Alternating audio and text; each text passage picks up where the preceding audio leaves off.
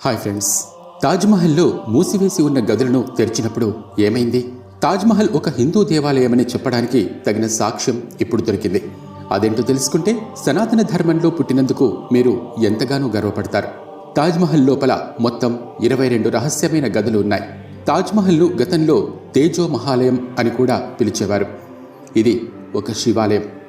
షాజహాన్ ఈ ఆలయాన్ని సమాధిగా మార్చి ఇక్కడ తన భార్య ముంతాజ్ సమాధిని నిర్మించాడు.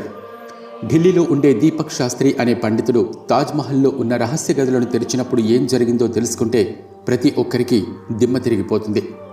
డీటెయిల్స్ తెలుసుకోబోయే ముందు ఒక చిన్న రిక్వెస్ట్. మీరు మా ఛానల్ సబ్స్క్రైబ్ చేసుకోకపోతే వెంటనే సబ్స్క్రైబ్ చేసుకోండి. కామెంట్ సెక్షన్లో హరహర మహాదేవ అని రాయటం మాత్రం మర్చిపోకండి. తాజ్మహల్ తేజో మహాలయం అనే వార్త అపోహ కాదు. ఇంతకీ ఈ వివాదం ఒక పుస్తకం వల్ల ప్రారంభమైంది. పురుషోత్తం అనే ఒక ప్రసిద్ధ చరిత్రకారుడు తన పుస్తకంలో తాజ్మహల్ హిందూ దేవాలయం అని చెప్పడానికి 700 కంటే ఎక్కువ ఆధారాలు ఉన్నాయని రాశారు. తాజ్మహల్ను మొదట తేజో మహాలయ అని పిలిచేవారు. ఇప్పటికీ కూడా అతను చెప్పిన 700 ఆధారాలను మనం తాజ్మహల్ లోపల చూడొచ్చు. దీన్ని బట్టి తేజో మహాలయ ఆలయాన్ని పునర్నిర్మించాలి అని మన హిందువులందరికీ ఒక కర్తవ్యాన్ని ఇది బోధిస్తుంది. తేజో మహాలయాన్ని సమాధి చేసి తాజ్మహల్ నిర్మించారు. ఇంతకుముందు ఈ తేజ మహాలయాన్ని నాగనాథేశ్వర్ ఆలయం అని కూడా పిలిచేవారు. ఈ ఆలయాన్ని పడగొట్టి తన భార్య సమాధి నిర్మించడానికి షాజహాన్ ఒక భారీ గోపురం ఉన్న ఆలయాన్ని ఎంచుకున్నాడని, ఆ సమయంలో అతనికి ఈ తేజో ఆలయం చాలా గొప్పగా కనిపించిందని ఆ పుస్తకంలో స్పష్టంగా రాశారు. అందుకని తేజో మహాలయ ఆలయాన్ని తాజ్మహల్గా పేరు మార్చారని కూడా పురుషోత్తం పుస్తకంలో రాశారు.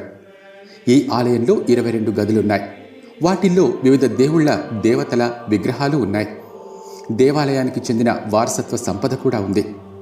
షాజహాన్ ఆ గదులను శాశ్వతంగా మూసివేసి ఆలయాన్ని ఒక సమాధిలాగా మార్చి తన భార్య ముంతాజ్కు బహుమతిగా ఇచ్చాడు. కానీ చరిత్రను ఎవ్వరూ తారుమారు చేయలేరు. నిప్పులాంటి నిజం ఏదో ఒకరోజు బయటపడుతుంది. అప్పట్లో ఎంతోమంది రాజులు తాజ్మహల్ను తిరిగి స్వాధీనం చేసుకుని తేజో మహాలయంగా నిర్మించడానికి ఎన్నో ప్రయత్నాలు చేశారు. కానీ ఆ ప్రయత్నాలన్నీ కూడా విఫలమయ్యాయి. షాజహాన్ బేగం ముంతాజ్ మరణం తరువాత ఆమె దేహాన్ని మధ్యప్రదేశ్లోని బూర్ఖాన్పూర్లో టెంపరరీగా ఖననం చేశారు. 6 నెలల తర్వాత, అంటే ఒక శుక్రవారం 15వ తేదీన ఆమెను ఆగ్రాకు తీసుకొచ్చారు. ఆ తర్వాత ఆగ్రాలో ఉండే తేజో మహాలయ ఆలయానికి ఆమె దేహాన్ని తీసుకెళ్లారు. ఈ తేజో మహాలయంలో శివుని శివలింగంతో పాటు హిందూ మతంలోని దేవుళ్ల దేవతల విగ్రహాలు కూడా ఉన్నాయి. అయితే షాజహాన్ అప్పట్లో భారతదేశానికి చక్రవర్తిగా ఉండటం వల్ల తేజ మహాలయం అని పిలిచే ఆ అద్భుతమైన ఆలయాన్ని ఒక సమాధిగా మార్చివేసి దానిని ఇస్లామిక్ వారసత్వ రూపంగా మార్చాడు. అక్కడే తన భార్య ముంతాజ్ దేహాన్ని పాతిపెట్టాడు. చరిత్రకారుడు పురుషోత్తం తన పుస్తకంలో షాజహాన్ దోచుకున్న సంపదను కూడా ఇక్కడే దాచిపెట్టాడని రాశారు. ఆ సంపదను కాపాడటానికి మాత్రమే దానిని సమాధి అని ప్రచారం చేశారని పుస్తకంలో రాయబడింది. షాజహాన్ తన భార్యను చాలా ప్రేమించాడు అని చెబుతూ ఉంటారు. కానీ వాస్తవం వేరేలా ఉంది. అతను తన భార్యను ప్రేమించాడా లేదా అనేది పక్కన పెడితే, దోచుకున్న సంపదను దాచడానికి షాజహాన్కి ఈ రహస్య గదులు బాగా పనికొచ్చాయి. కాబట్టి అతను ఈ అందమైన శివాలయాన్ని తనకు అనుగుణంగా మార్చుకున్నాడు. తెలివితేటలను ఉపయోగించి గొప్ప శివాలయాన్ని తన భార్య సమాధిని చేశాడు షాజహాన్. ఏ హిందూ రాజుల నుండి తాను సంపద దోచుకున్నాడో, ఏ హిందుస్థాన్ నుండి అతను ఎన్నో రత్నాలను వజ్రాలను బలవంతంగా తీసుకున్నాడో వాటన్నింటినీ హిందూ మతానికి చెందిన దేవాలయంలోనే దాచిపెట్టాడు షాజహాన్. ఇప్పటికీ మనలో చాలామంది అమాయకులు తాజ్మహల్ను ప్రేమకు చిహ్నంగా భావిస్తూ ఉంటారు. కానీ అది ప్రేమకు చిహ్నం కాదు, దోచుకున్న నిధిని దాచుకోవడానికి కావలసిన ఒక అనువైన ప్రదేశమని పురుషోత్తం పుస్తకంలో రాయబడింది. ఈ ఆలయానికి గొప్ప చరిత్ర ఉంది. హిందూ ఆలయానికి సమాధి ఆకారం ఇవ్వటం నిజంగా మన దౌర్భాగ్యం. సమాధి అనే మాటని మన వాళ్ళు అశుభంగా భావిస్తారు. అలాంటిది మన ఆలయాన్ని ఒక సమాధి చేయటం నిజంగా బాధాకరం. రాజా జైసింగ్ తన కోసం ఒక విలాసవంతమైన భవనాన్ని నిర్మించారు. అక్కడే ఆయన ఒక ఆలయాన్ని కూడా నిర్మించాడు. అయితే క్రూరుడైన షాజహాన్ అతని మీద ఒత్తిడి చేయడంతో జైసింగ్ దానిని షాజహాన్కి ఇవ్వాల్సి వచ్చింది. అప్పటికే షాజహాన్ మాట వినకపోవటం వల్ల జైసింగ్ ఎన్నో నష్టాలు అనుభవించాడు. తన ప్రాణం కంటే ఈ భవనం ఎక్కువ కాదు అని అనుకుని జైసింగ్ ఆ రాజభవనాన్ని, దాంతోపాటు ఆలయాన్ని కూడా షాజహాన్కి ఇచ్చేశాడు. ఈ విషయం జైపూర్ మాజీ మహారాజు రహస్య ఆర్డర్లో ఉంచారు. తేజో మహాలయాన్ని షాజహాన్కు ఇస్తున్నట్లు రాసిన 2 ఆర్డర్లు ఇప్పటికీ కూడా భద్రంగా ఉన్నాయి. ఇక మన చరిత్రకారుడు పురుషోత్తం తన పుస్తకంలో తాజ్మహల్ హిందూ దేవాలయమని చెప్పడానికి అనేక ఆధారాలు రాశారు. దానిలో ప్రధాన ఆధారం తాజ్మహల్ యొక్క గోపురం. ఈ తాజ్మహల్ గోపురాన్ని మనం గమనించినట్లయితే హిందూ దేవాలయాల మాదిరిగానే డోమ్ ఆకారంలో ఉంటుంది. క్రీస్తు శకం ప్రారంభం వరకు ఈ శిఖరం మీద ఉండే కలశం బంగారంతో పొదిగి ఉండేది. ఆ తర్వాత దానిని కాంస్యంతో తయారు చేశారు.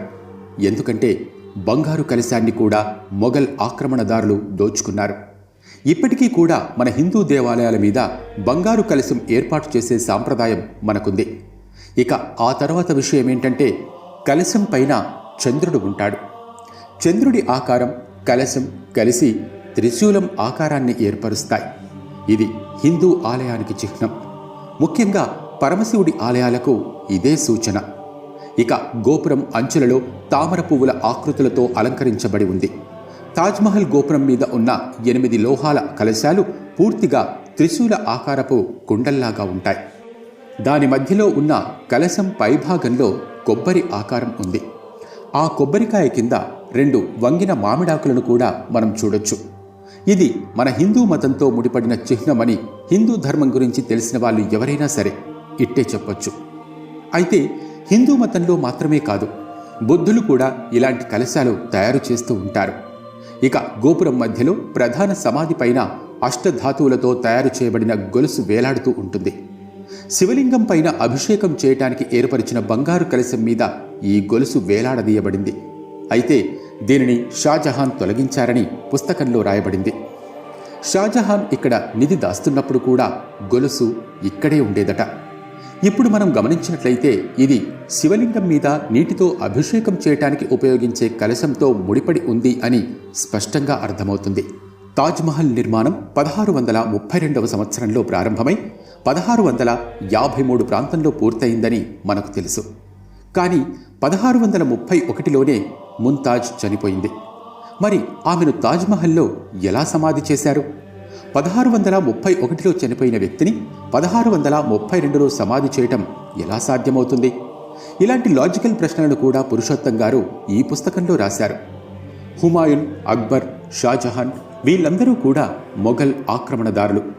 హిందూ దేవాలయాలను మాత్రమే తమ సమాధుల కోసం వాడుకుంటూ హిందూ రాజభవనాల్లో మాత్రమే తమ సమాధులను నిర్మించుకున్నారు ఈ మొఘలులు.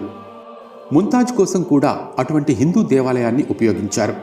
దానికి తాజ్మహల్ అని, ప్రేమకు చిహ్నం అనే రకరకాల పేర్లు ఇస్తూ మన చరిత్రను తుంగలో తొక్కేస్తూ ఉన్నారు. నిజానికి తేజో మహాలయం తాజ్మహల్ కంటే కూడా ముందుగానే నిర్మించబడింది. దానికి ఇస్లాం రంగు పూసే పనిని మాత్రమే 1632లో ప్రారంభించారు. అప్పటి నుండి హిందూ దేవాలయంగా, పవిత్రమైన శివాలయంగా ఉన్న తేజో మహాలయం ఇస్లామిక్ రూపాన్ని సంతరించుకుని తాజ్మహల్గా అవతరించింది. 1649లో దీని ప్రధాన ద్వారం తయారు చేయబడింది. దానిమీద ఖురాన్ శ్లోకాలు చెక్కబడ్డాయి. ప్రధాన ద్వారం మీద హిందూ శైలిలో ఒక చిన్న గోపురం ఆకారపు పెవిలియన్ కనిపిస్తుంది. ఆ తర్వాత దాని చుట్టూ మినార్లు నిర్మించబడ్డాయి. ఈ ఆలయం ముందున్న ఫౌంటైన్ కూడా పునర్నిర్మించబడింది. ముంతాజ్ చనిపోయిన 1-2 సంవత్సరాల తర్వాత ఆమెను ఈ తేజో మహాలయంలో ఖననం చేసి దానికి తాజ్మహల్ అని పేరు పెట్టారు. యమునా నది ఒడ్డున ఉన్న ఈ తాజ్మహల్ ఆలయాన్ని కొంతమంది నిపుణులు కూడా పరిశీలించారు. అమెరికాకు చెందిన ఒక ల్యాబొరేటరీలో తాజ్మహల్ తలుపులను కార్బన్ డేటింగ్తో పరీక్షిస్తే షాజహాన్ పరిపాలించిన సమయానికంటే 300 సంవత్సరాల క్రితమే ఆ తలుపును తయారు చేశారు అని తెలిసింది. అంటే షాజహాన్ యుగానికి 300 సంవత్సరాల క్రితం చెక్క తలుపులు ఏర్పాటు చేశారు. 11వ శతాబ్దం నుండి ముస్లిం ఆక్రమణదారులు తేజోమహల్ తలుపును ఎన్నోసార్లు పగలగొట్టి తెరిచారు. ఆ తర్వాత మళ్లీ మూసివేశారు. చరిత్రకారుల అంచనా ప్రకారం ఈ ఆలయాన్ని 1111లో నిర్మించి ఉంటారు. అది షాజహాన్ కాలం కంటే దాదాపు 500 సంవత్సరాల ముందు నిర్మించబడింది. అంతేకాకుండా తాజ్మహల్ మీద హిందూ మతంతో ముడిపడి ఉన్న అనేక చిహ్నాలు, బొమ్మలు కనిపిస్తూ ఉంటాయి. తాజ్మహల్ లోపలికి వెళ్ళినప్పుడు అది ఒక ఆలయం అని మనకు స్పష్టంగా తెలిసిపోతూ ఉంటుంది. ఎవరైనా హిందువు ఈ తాజ్మహల్ లోపలికి వెళ్తే ఎవరూ చెప్పకుండానే అది ఒక హిందూ దేవాలయమని అర్థం చేసుకోగలరు. ఎందుకంటే మన దేవాలయాల నిర్మాణం ఎలా ఉంటుందో మనకు బాగా తెలుసు. ఢిల్లీకి చెందిన ఒక పండితుడు తాజ్మహల్ గురించి పూర్తి పరిశోధన చేసి తాజ్మహల్ ఒకప్పుడు శివాలయం అని తెలుసుకున్నప్పుడు ఆయనకు మనసు రగిలిపోయింది. హిందూ మతానికి సంబంధించిన అనేక విషయాలను లోతుగా పరిశీలించాలని ఆయన అనుకున్నారు. అందుకు తగినట్టుగానే ఒక ప్లాన్ వేసుకున్నారు. ఇక ఢిల్లీకి చెందిన దిలీప్ శాస్త్రి తాజ్మహల్కి వెళ్లారు. అతని ఏకైక ఉద్దేశం తాజ్మహల్కి వెళ్ళి హిందూ మతానికి సంబంధించిన అనేక విషయాలను చూడటం. అతను కూడా తాజ్మహల్కి వెళ్ళిన వెంటనే అతనికి మన మతానికి సంబంధించిన ఎన్నో ఆనవాళ్లు దొరికాయి. అతను సమాధి లోపలికి మరింత ముందుకు వెళ్తున్నప్పుడు ఒక గొలుసు వేలాడుతూ కనిపించింది. దాంతోపాటుగా అక్కడ నీటిని నిల్వ చేయటానికి ఒక కుండ కూడా ఉంచబడింది అని స్పష్టంగా కనిపించింది. ఆ కుండలో నీళ్లు పోసి గొలుసు ద్వారా శివలింగానికి ప్రతినిత్యం అభిషేకం జరుగుతూ ఉండేది. ఇక్కడ ఈ ఆధారాలన్నీ స్పష్టంగా నేటికీ కూడా ఉన్నాయి. ఇక్కడ ఇంకొక విషయం ఏంటంటే 22 గదులను ఇప్పటికీ ఎందుకు మూసించారు? తాజ్మహల్ కింద ఉన్న ఆ 22 గదుల్లో ఏముంది? ఎందుకు ప్రభుత్వం కూడా వాటిని తెరవటం లేదు అని దిలీప్కి అనుమానం కలిగింది. అయితే ఆ 22 గదుల్లోకి వెళ్ళటానికి సాధారణ జనాలకు ప్రవేశం లేదు. కానీ ఏదో విధంగా దిలీప్ అనుకున్నది సాధించగలిగాడు. మూసి ఉన్న ఆ 22 గదులను అతను చూడాలి అనుకునే ఒక గది లోపలికి విజయవంతంగా వెళ్ళగలిగాడు. అతను చీకటి గదిలో రహస్యమైన సొరంగం లాంటి మార్గాన్ని చూశాడు. ఆ మార్గం మొత్తం చాలా చీకటిగా ఉంది. వెంటనే దిలీప్ టార్చ్ వెలిగించి లోపలికి వెళ్ళినప్పుడు అక్కడ అతనికి ఒక బేస్మెంట్ లాంటి నిర్మాణం కనిపించింది. ఆ బేస్మెంట్లో తాజ్మహల్కు సంబంధించిన కొంత చెత్త చెదారం మాత్రమే ఉంది. ఈ గదిని తాజ్మహల్కి జంక్యార్డ్ లాగా ఉపయోగించుకున్నారేమో అని దిలీప్ అనుకున్నాడు. అతను చుట్టూ చూసినప్పుడు అక్కడే అతనికి మరొక తలుపు కనిపించింది. దానిని తెరవటానికి అతను ప్రయత్నించాడు. కానీ అది లాక్ చేయబడి ఉంది. గదిలో కొన్ని విలువైన వస్తువులు ఉండొచ్చు అని దిలీప్కి అనిపించడంతో ఆ తాళాన్ని ఎలాగైనా పగలగొట్టాలి అని అనుకున్నాడు. సక్సెస్ఫుల్గా తాళాన్ని బద్దలు కొట్టి అతను లోపలికి వెళ్ళినప్పుడు అతనికి చెమటలు పట్టేశాయి. ఎందుకంటే ఆ గది లోపల ఎన్నో దేవుళ్ల విగ్రహాలున్నాయి. కొన్ని ఇత్తడి విగ్రహాలు, మరికొన్ని కాంస్య విగ్రహాలు, వినాయకుడు, రాధాకృష్ణుల విగ్రహాలు, ఇక్కడ ఎన్నో విగ్రహాలున్నాయి. అదంతా చూసిన తర్వాత అది హిందూ దేవాలయమని దిలీప్కి అర్థమైంది. ఆ సీక్రెట్ గదుల్లో ఎన్నో సంవత్సరాలుగా మన హిందూ ఆలయానికి సంబంధించిన ఆధారాలు బోలెడన్ని పడినాయి. దిలీప్ అక్కడి నుండి బయటకు వచ్చిన తర్వాత ఈ రాజభవనాన్ని తొందరగా తేజో మహాలయంగా మార్చాలి అని సంకల్పం చేసుకున్నాడు. ఆ 22 గదుల రహస్యం ఎలా ప్రపంచం ముందు బయటపెట్టాలి అని అతను అనుకున్నాడు. అందుకని చాలాసార్లు కోర్టులో పిటిషన్ వేశాడు. ఈ కేసు ఇంకా కోర్టులో పెండింగ్లో ఉంది. తాజ్మహల్ చరిత్రను మనం తెలుసుకోవలసిన అవసరం ఎంతైనా ఉంది. ఎందుకంటే ఇది మన హిందువుల దేవాలయం. ప్రేమకు చిహ్నంగా దానిని మార్చి చరిత్రను తారుమారు చేశారు. కానీ నిజం నిప్పులాంటిది. దేశంలోని వివిధ మూలాల నుండి, విదేశాల నుండి తాజ్మహల్ను చూడటానికి వచ్చే పర్యాటకుల సంఖ్య చాలా ఎక్కువ. కానీ వీళ్ళందరూ ప్రేమకు చిహ్నంగా భావిస్తున్న ఆ తాజ్మహల్ ఒకప్పుడు మన హిందూ దేవాలయాన్ని కూల్చి కట్టారు అనే విషయం ప్రతి ఒక్కరూ తెలుసుకోవలసిన అవసరం ఎంతైనా ఉంది. అయితే పర్యాటకుల తాకిడి ఎక్కువగా ఉంటుంది కాబట్టి ఈ కేసుకు పెద్ద ఇంపార్టెన్స్ ఇవ్వలేదు. ఎందుకంటే దానివల్ల టూరిజం ఎఫెక్ట్ అయ్యే ఛాన్స్ ఉంటుంది. ఏది ఏమైనా తొందరలోనే తాజ్మహల్ అసలు రూపం బయటపడాలని కోరుకుందాం. ఈ వీడియో మీద మీ అభిప్రాయాన్ని కామెంట్ సెక్షన్లో తెలియజేయండి. Thanks for watching.